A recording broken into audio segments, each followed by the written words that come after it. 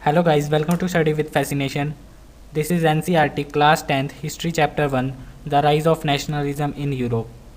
आज हम करेंगे पार्ट 6 नेशनलिज्म एंड इम्पीरियलिज्म।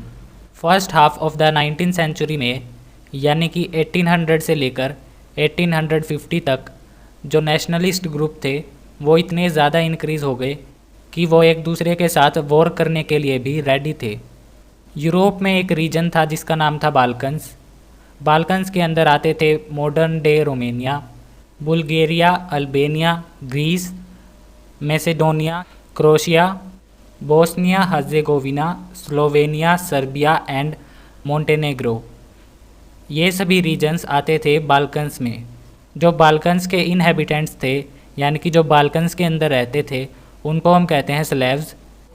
और बाल्कन्स का एक लार्ज पार्ट कंट्रोल में था ओटोमन अम्पायर के, यानी कि ओटोमन अम्पायर बाल्कन्स के एक लार्ज पार्ट पर रूल करता था। जो ओटोमन अम्पायर है उसने अपने आप को स्ट्रेंथन किया by modernising and internal reform. लेकिन ओटोमन अम्पायर के अंदर जो यूरोपियन नेशनैलिटीज़ थी वो उससे अलग हो गई और उन्होंने डिक्लेयर कर दिया अपने आप को इंडिपेंडेंट।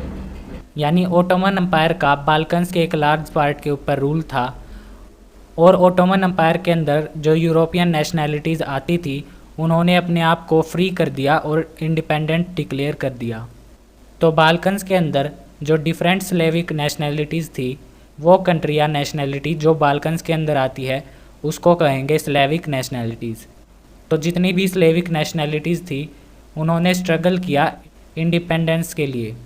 तो बाल्कन्स जो एरिया था वो एक रीजन बन गया कन्फ्लिक्ट्स का, यानी कि लड़ाई का, क्योंकि जितनी भी नेशनैलिटीज़ थी जो बाल्कन्स के अंदर आती थी सभी इंडिपेंडेंट होना चाहती थी, इसीलिए बाल्कन्स एक रीजन बन गया कन्फ्लिक्ट्स का।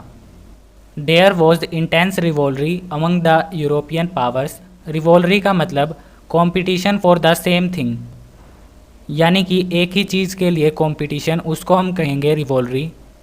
और वो चीज़ थी ट्रेड और कॉलोनीज़। कॉलोनीज़ यानी कि यूरोपियन पावर्स ने जो कंट्रीज़ गुलाम बना रखी थी उनको हम कहते हैं कॉलोनीज़। और जो इंडिया थी वो भी पहले एक कॉलोनी थी क्योंकि ब्रिटिश एम्पायर का उस पर रूल था। तो ट्रेड और कॉलोनीज़ में काफ़ी ज़्यादा कंपटीशन था यूरोपियन पावर्स में।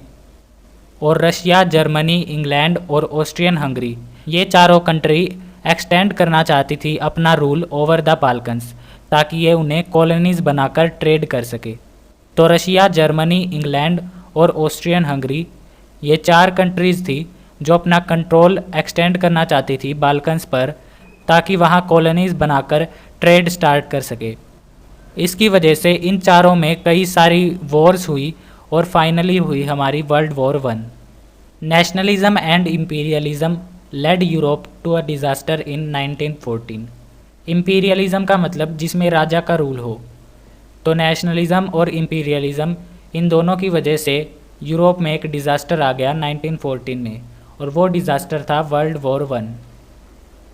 अब वो कंट्रीज़ जो कि कॉलोनाइज थी बाय यूरोपियन पावर जैसे कि इंडिया, उन्होंने अपोज कर दिया इंपीरियल डोमिनेशन, यानी कि जो राजा रूल करता था इन कंट्रीज़ पर वो उन्होंने अपोज किया। और जो कंट्रीज़ थी जैसे कि इंडिया और बाकी सारी कॉलोनीज़ उन्होंने स्ट्रगल किया और फॉर्म की इंडिपेंडेंट नेशन स्टेट।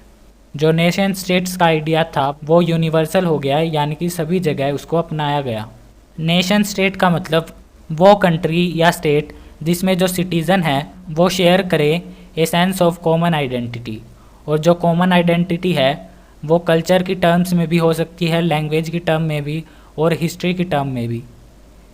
तो नेशन स्टेट वो स्टेट हैं जहाँ जो सिटीज़न है वो शेयर करते हैं a sense of common identity.